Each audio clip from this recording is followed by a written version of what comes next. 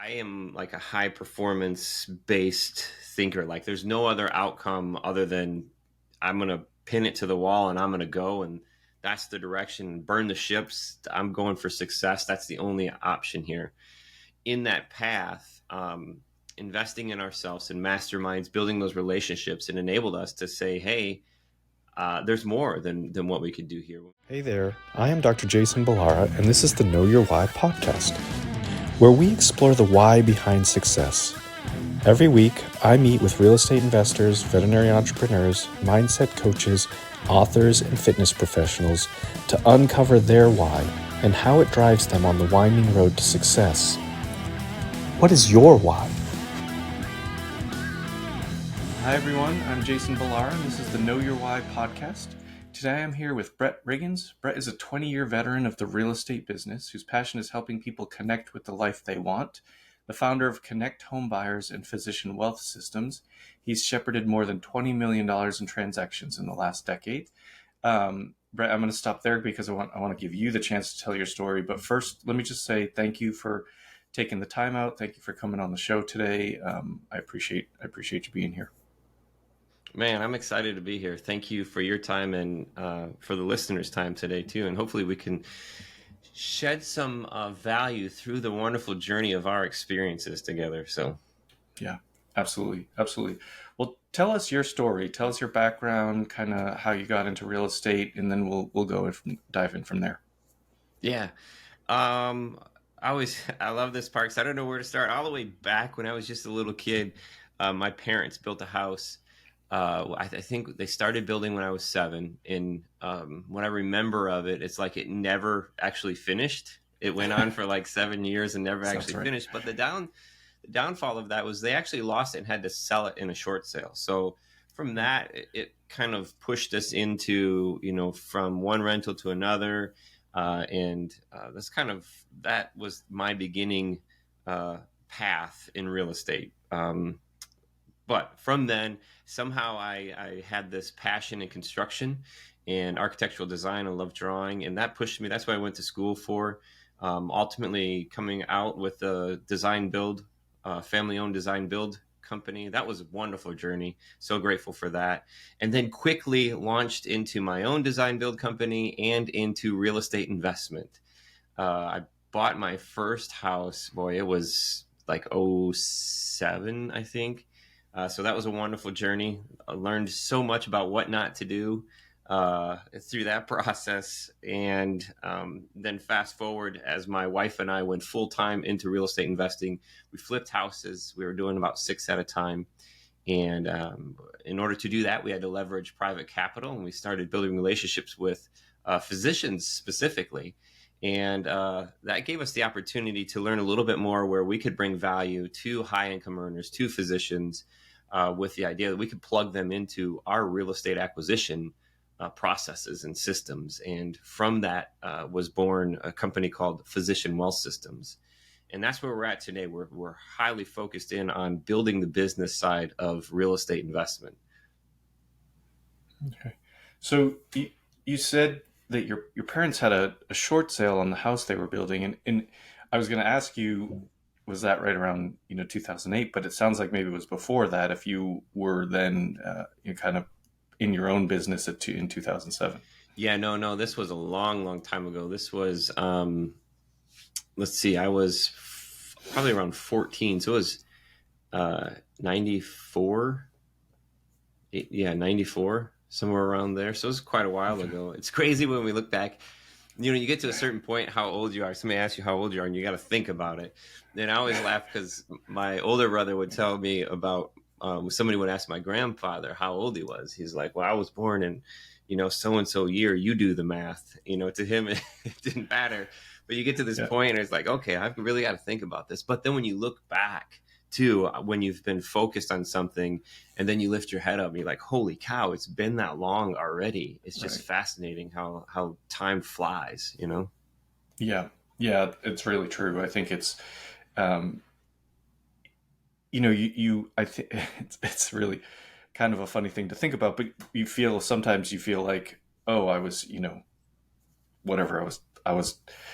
15 5 years ago, and like, no, that was a long time ago. Things like that. They just feel like things that happened at different ages feel like they were really not that long ago. And Hmm.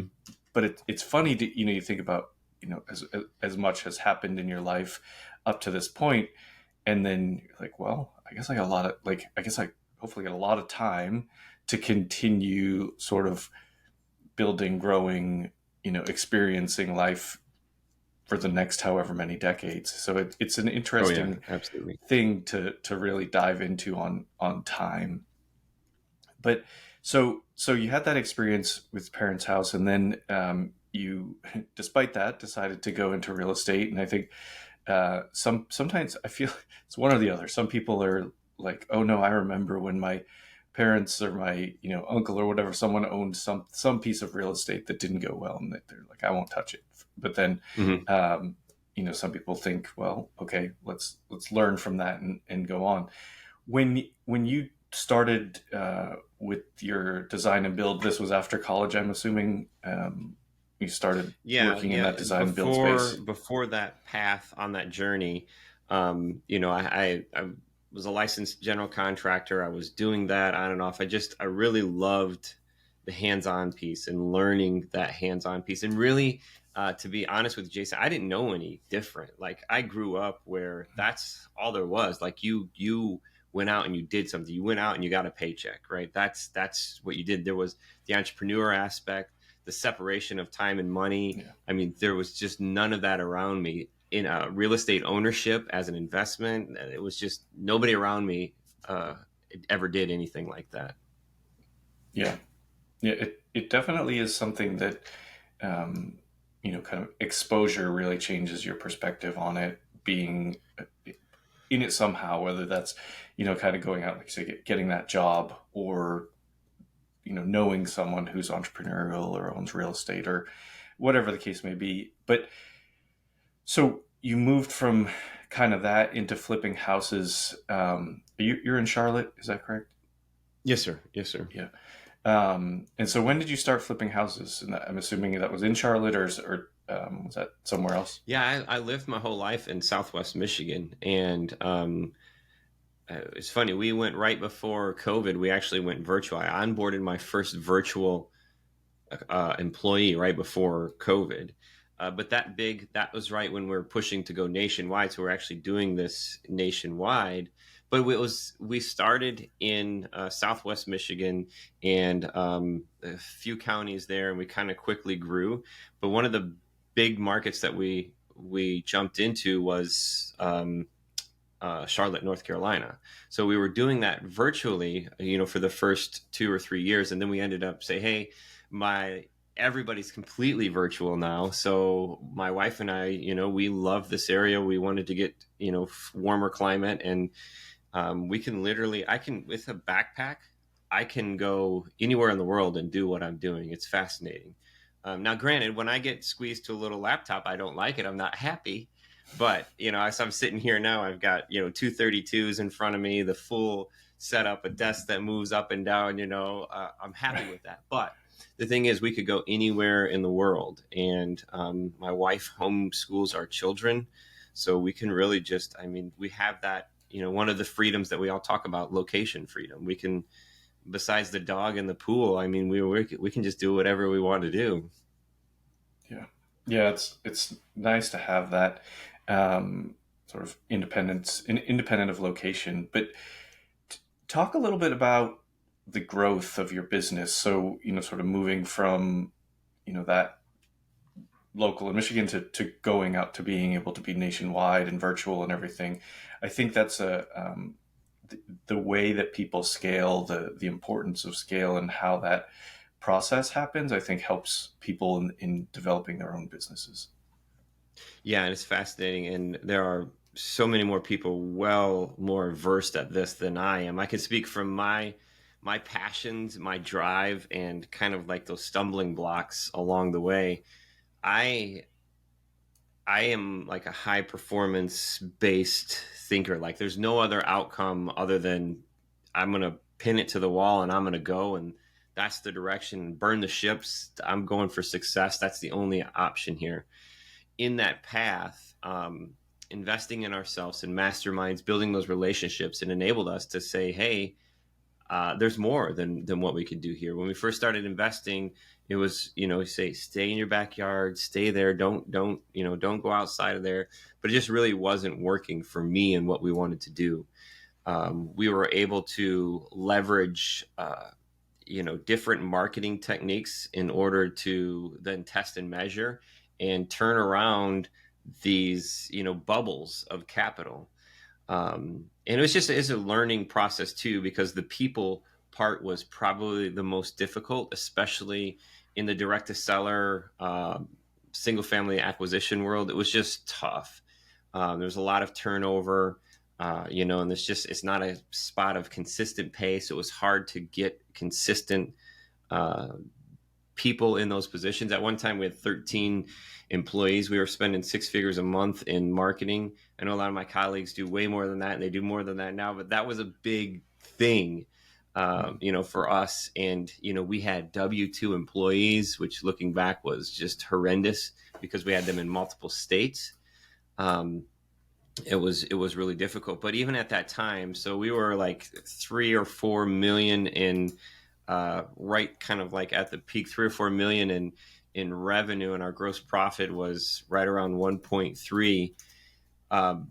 And that was just chaos, man. It was chaos. And at the end of the day, what we actually walked away with, you step back and think, is this actually worth it? And the funny thing, Jason, is I came from that design build company that I started with. It was awesome. I was invited to be on the management team. One of the first books they asked me to read was Traction by Gino Wickman. And wow, what a beautiful start, opportunity to start with something like that. And then Good to Great. I mean, it was just awesome opportunity. But in that, I just watched this machine. And at the time, I think the company had 23 employees.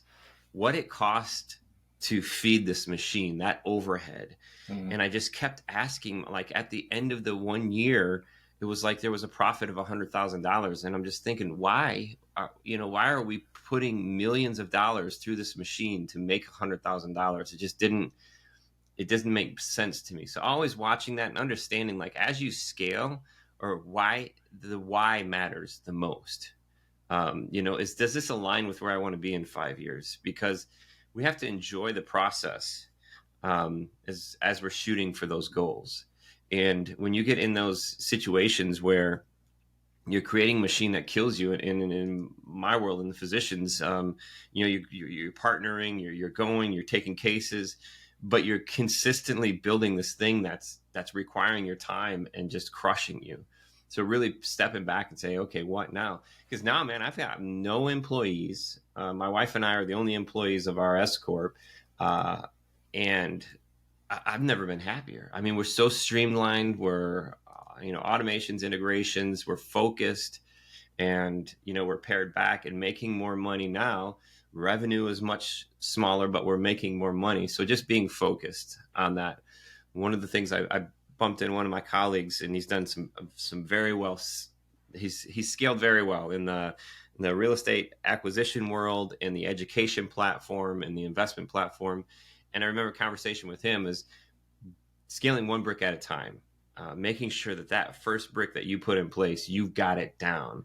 And another person I bumped in along the way is Perry Marshall, and he called it the bionic sausage machine.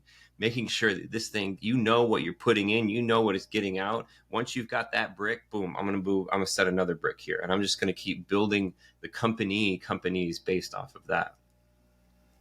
Yeah, really, some really great points, and I think that the scale thing gets so hyped, whatever it is, and I think to some extent you scale means different things, right? Scale, being able to do large volume versus sometimes large volume, as you kind of alluded to. Large volume doesn't necessarily mean you're making more profit.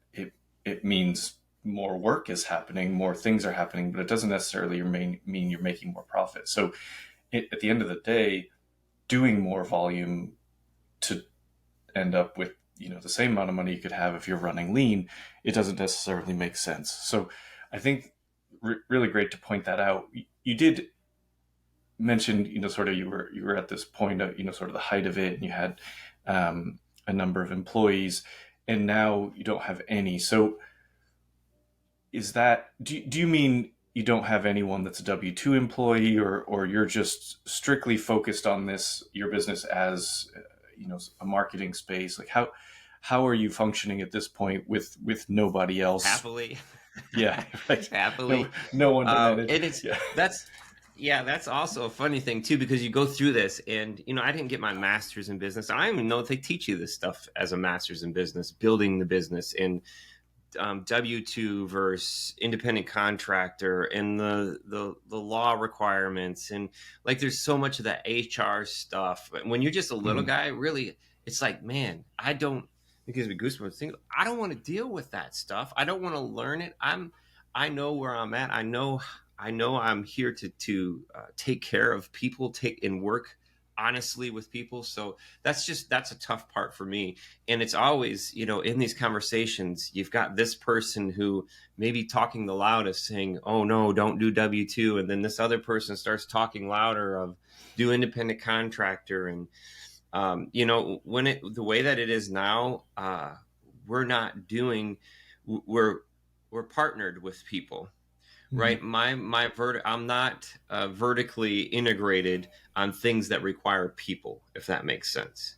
So, and when I say our partner team, my property management team is a vertical, I don't want anything to do with that. I'm fine paying 10%. I've built a great relationship with the owner, and it's an awesome exchange of value. They keep the main thing, we keep the main thing. Our construction team, I don't want anything to do with construction, man. Every time I've got a project now where I'm managing construction, it's not, I don't like it. And that's where I came from, but that requires people. And maybe it's something that, a skill that I need to prove, or it's just a weakness for me. I don't know. It's a lot less stress when I've got teams that manage, okay, this payment's in, okay, that work's done, here's the pictures, right? I can automate all of this stuff. So those resources allow me to limit the actual people required to do the things we're doing. The one person that works closely with me is like more of a partner on the acquisition side, and he's a contractor. I pay his investment company. And he works whenever he wants. There's no set hours, so there's no way possible to hit this that he's an employee at all. It's more of a partnership of our investment companies. And then the admin side, Jason, man, I've got a great partnership with a VA company that I've grown with through the years. They're based in Pakistan, and I've just done a lot of growing with them. Development side, everybody knows Upwork and Fiverr for those pieces, because I'll throw my ad hoc stuff out there for development. Like right now, looking at a prop tech kind of way of, we're aggregating data from the MLS. It's coming into our database. We're filtering it. And I've got it now to where it's popping out into my user interface 5 to 8 properties a day. And my acquisition guy is making 5 offers a day on these properties. Oh, wow. So remove the situations that require people, or more leverage the relationships in the situations that require people. It enabled us to simplify. Yeah. And I mean, there's a lot to be said for that. Like, again, you go back to that sort of hyped up version of scale, and it's really people have to look at what they want their life to look like. And, I think you talked a bit to this with speaking about, physicians, and how so many people get into this hamster wheel of, this is how it has to be, and I have to see X amount of patients, and whatever the case may be. And same thing on the real estate side. It's like, if you're flipping houses, it's like, oh, I have to, it's like, so many people I've talked to on the podcast, even, it's like, oh, first year I flipped 1 house, and then the next year I flipped 10 houses, and then I flipped 100. And it's like, there's something that's, your stress level, your level of involvement, the time it takes to get to that point, especially while you're scaling, is going to be, a tremendous amount of output personally. And then you have to essentially decide, like, am I going to continue that? And we're talking about gross revenue versus profit. Well, if you're going to continue that, it's probably not sustainable for you to do it by yourself. So now you've increased this business level, but now you've got to hire people to put into those positions to keep that business going and the growth going. And it is an interesting question as to, like, what is the what is the right balance of that. I think it's really just a personal question, right? Like, some people, I think, 100%. like, thrive off of that, the growth itself, and love kind of seeing things get bigger. But it doesn't necessarily, if your goal is to be, sort of passive, or be working that, 4-hour work week, or that kind of thing, it's probably not going to happen if you're doing, if you're having a progressively larger and larger company. So it's Yeah. just an interesting perspective on it. And I think it's really cool to hear that, you went bigger, and then decided, this for us, for how our life looks, we want to scale that back. So I think it's very, very interesting. How long did it take to decide that? Like, how long did you, kind of go do the growth trajectory, and then decide, we don't like this, let's kind of dial it back in?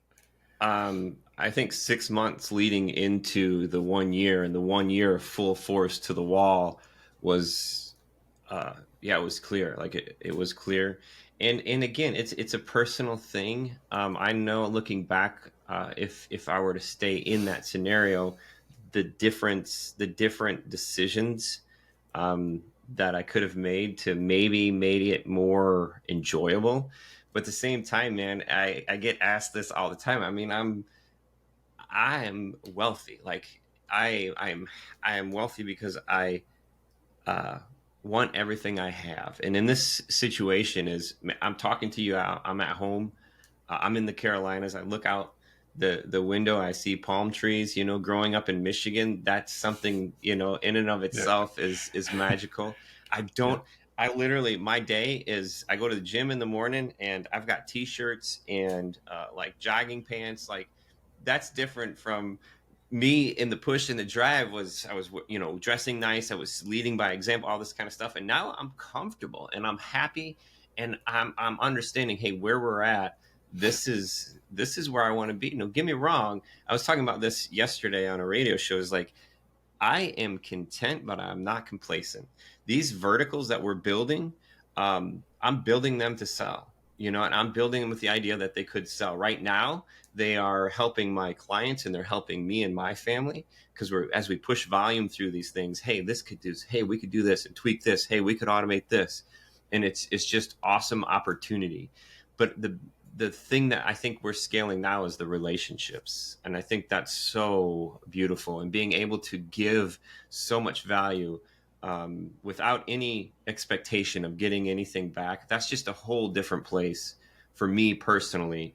When we're, I guess, comparing that to scaling a business, I'm scaling myself at this point. Yeah. Yeah. I really just find it very fascinating. And I think your, I guess the word that comes to mind is leverage. You're, using leverage to scale with, like you said, the relationships, partnerships, that kind of thing, but also technology. So what can we get technology to do for us that we didn't, that we had to do before? Right. And then really, I think, kind of digging in on those pieces, and, as you said, eventually being able to sell them to other people, however. And I think that is one of the I guess what people would, the counter argument to, not scaling your company to a huge number, because some people are looking for at what that exit's going to be, right? So they're scaling and creating this large company so that then they can sell the whole thing to, an institutional buyer or something like that. So it's just, but again, it just comes down to what do you want your own life to look like? How do you want that? It's funny that you mentioned palm trees. I'm from Boston, and so I now live in Los Angeles, and my wife's from Charlotte actually, and so when I first moved down to Charlotte, we met there, and it was like, there's palm trees here. Like I don't think I'd ever seen a palm tree, and Yeah. now it's like they're all over my neighborhood. Like they're just palm Yeah. trees everywhere, and I'm like, this is Yeah. a funny thing to like just sometimes sit up and look around you at, kind of what life looks like at this point, and it's a fun ride for sure. Yep. Yeah. You got the tall palm trees out there. Yeah. Yeah. Yeah. Yeah. My son thinks it's really fun to stand in front of the palm tree and look directly up, and it's like, he's like, take a picture. I'm like, well, I can't get a picture of you and the palm tree. It's just not possible. Like, I don't have that kind of lens, but yeah, Yeah. it is an interesting it is an interesting thing that when you grow up in the Northeast and just cold Midwest. climates, Yeah. you don't see things like that, and so some of those differences are fun to notice. Yeah. Brett, let me switch gears here. I want to get to ask you the questions I ask every guest, and the first one is related to the name of the show. So I want to talk to you and ask you what your why is. What drives you, what kind of moves you forward and gets you excited to keep going. Love that. And I think it came through in the booking questions a while ago when we booked the show, and it's like I love being asked that because we talked about it so much, and I don't know that I know my why. Which, is that good or is that bad? I'm not sure. I think constant and never ending improvement is something that is a magnet that pulls me through. It was instilled in me somehow, somewhere, at some point, and it was happening. But now, the self-realization of it is like, okay, now I'm focused on this. That's my biggest magnet that pulls me through stuff. And that, if you think about it, that allows me to be a better person, which allows me to be a better husband, better father, a better leader, understanding, compassion, empathy, all of these things, because I'm comparing myself to myself yesterday. And it's just really important for me to get there, because then I know, and I said this the other day, I love it. When I get the person right, the portfolio will follow. So meaning that my portfolio, whether it's an investment, my relationships, my family, that's so important to me.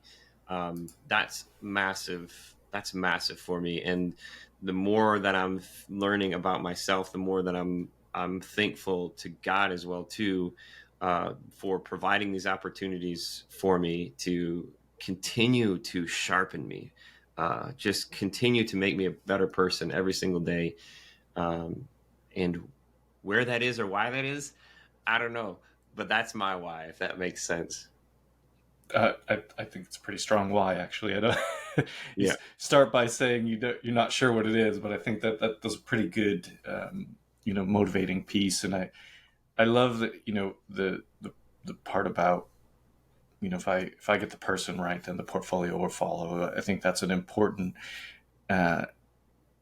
again, another thing, sort of related to growth. I think some people you get caught up in the excitement of growth and scale and all of this, and you might start to lose yourself or what's really important in life. And it's kind of good to keep that perspective and that thought, top of mind. There's, I don't think there's any real true work-life balance, but certainly you can get out of balance, and you can get to that point where it's just work, and it's kind of easy to do when you're growing and trying to build something. So I think just remembering some of those other pieces that you mentioned, I think is fantastic for people to take into account. Tell us something about yourself that isn't common knowledge, special skill, a hobby, anything that you're willing to share. Looks like maybe you play guitar. Yeah, so it took me 10 years to get through college, and I'm not a physician, so that 10 years was by choice then at that time. I stopped for about 4 years in there, and I played music. Like that's all I did. Um, I kind of paid my bills by playing music, I could say. But that was a passion. I recorded one album. I started on a second album, and I still have not finished that album. But it's something that was my passion. There's something about music and the way that um, it communicates emotion. And again, that's one of those things where I don't know why I had that part of my journey. My parents, nobody in my family, and nobody ever knew did that. But during that time, and did some things, traveled, played with some people. But the greatest takeaway from all of that, Jason, is that I did not go any further than what I did because I was not ready for anything bigger than what I had at the moment.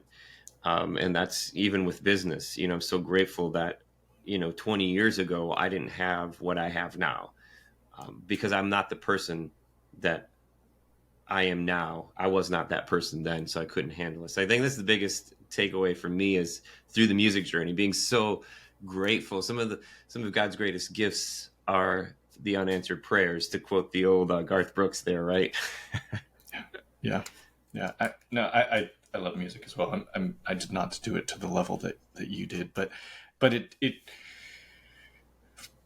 I don't know. It's something that has always been just a kind of a happy place, I guess, for me. Like if I'm stressed or really like just stressed and I'm getting, kind of worked up about something, all I gotta do is put on music and it changes that for me. It's funny. People, I think some people are distracted, but it focuses me. If I need to focus, I can put on music. Even, some people are like, oh, I put on classical music. I'm like, no, I want words. I want all, I want Yeah. the music I like.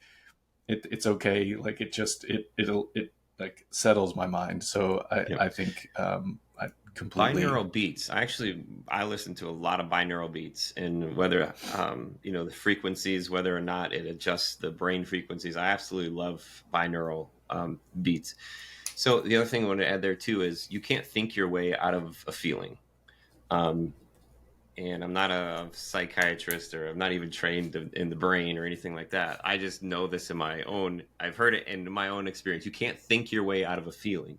You've got to replace a feeling with a feeling. So when you use that music, and I was just saying about music has this beautiful way of communicating emotions. So Mhm. it's a quick way for us to reset and exchange that feeling that we have with this other feeling. And you're having a Yeah. bad day and you can sit down and hear this melody, this beat, and then this melody, and it's like, oh, here comes this feeling.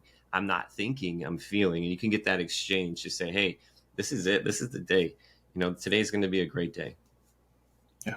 Yeah. Completely agree. I think it's such a important, and it's funny. Like I have the same thing. Like no one in my family was. I mean, like my mom liked music, but nobody ever played any instruments or anything like that. And I Right. still like we have a piano in the house that none of us can play, but I'm like we're taking lessons. Like it's gonna happen. Like I just believe like it's an important thing for.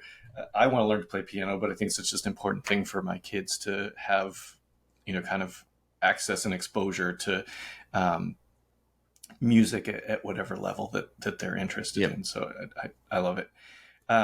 When people hear this and they want to reach out to you, what's the best way to get in touch? I think the best way, man, is physicianwellsystems.com. And that's just the home base for everything. You can literally click on a link and schedule a time to meet with me face to face in the virtual world.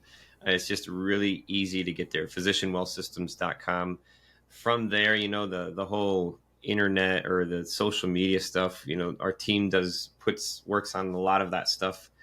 But the website is the easiest way, I mean, to direct connect with me. And you don't have to be a physician. I love sharing the byproduct of physician well systems are available to everybody. And whether it's my attention, my time, if I can connect you with somebody, that's the other. I've got a podcast called Real Estate Mogul MD.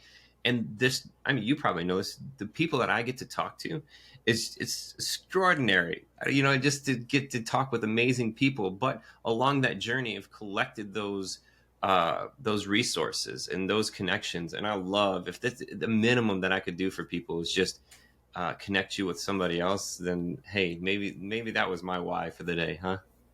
Yeah, that's great. My last question for you, Brett. Piece of advice for people trying to get started in real estate. They hear this, they're inspired by your story, and they want to get going. What would you tell them as far as, kind of those first few steps? I think about this question all the time, and it's going to come down to realizing where you're at and where you want to go. Understanding your why. I mean, know your why is really important. You don't, like for me, you don't even have to have it pinned down. Just a general idea of where you want to go. What does that look like? Who do you need to become to be that? Who do I need to be to have a 100-unit apartment building if that's your goal, right? What does that look like? I can start breaking that back and understanding that sometimes it's not even about hooking up with a real estate agent or, where am I going to get this money? It's understanding where you want to go first. Who do I need to become to be there? Work myself back. As I said before, when you get the person right, the portfolio will follow. And then from there, take a step back and look around you. Everything that you need to do what you want to do it's been given to you. That infinite mindset of making those connections, everything is there, that positivity feel. And that's where it gets difficult, Jason, because it's going to be different for every person. Where are you at with your finances? Where are you at with your career? Where are you at with your relationship, which is huge, with a husband or a wife? And what's that look like in 5 years and 10 years? Because then if it's somebody who's just getting started or somebody who's maybe into their career, all the other things fall away. I don't have time. I don't have money. I don't have the resources. I don't have anybody around me. Guess what? We started this conversation, Jason. That was me. And now look back through our conversation. Look how happy I am overcoming all of those things. So it's important who you surround yourself with and that you start talking about it. Start talking about it is the biggest thing. You could start in your backyard, or you could, find the right syndication, learn how to ask the right questions to vet them, become a limited partner, start building relationships that way.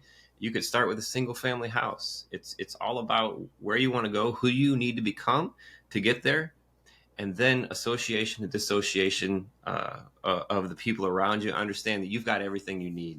You just got to ask the right questions. Yeah, couldn't agree more. I think it's all there. I think the lack of available knowledge is not. It's not a thing. It's not. It's you can find out anything you need to. There's too much. Right. Now. There's Sometimes too much. Really. Like you. But yeah. The excuse of I didn't know or I didn't know how to find. Like we just have too much technology now to not be able to kind of to achieve goals. Right. It's there if you want to. It's accessible if you want to put in the time and effort to do it. So it's just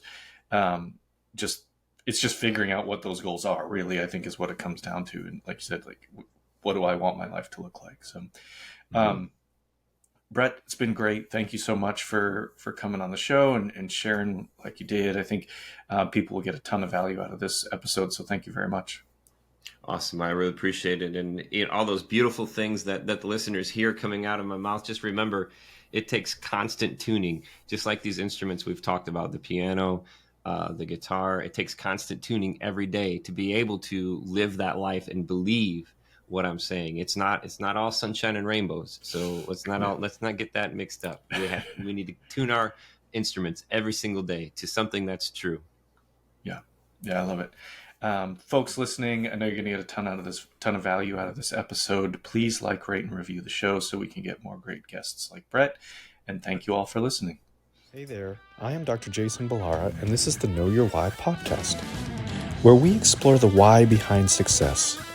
Every week, I meet with real estate investors, veterinary entrepreneurs, mindset coaches, authors, and fitness professionals to uncover their why and how it drives them on the winding road to success. What is your why?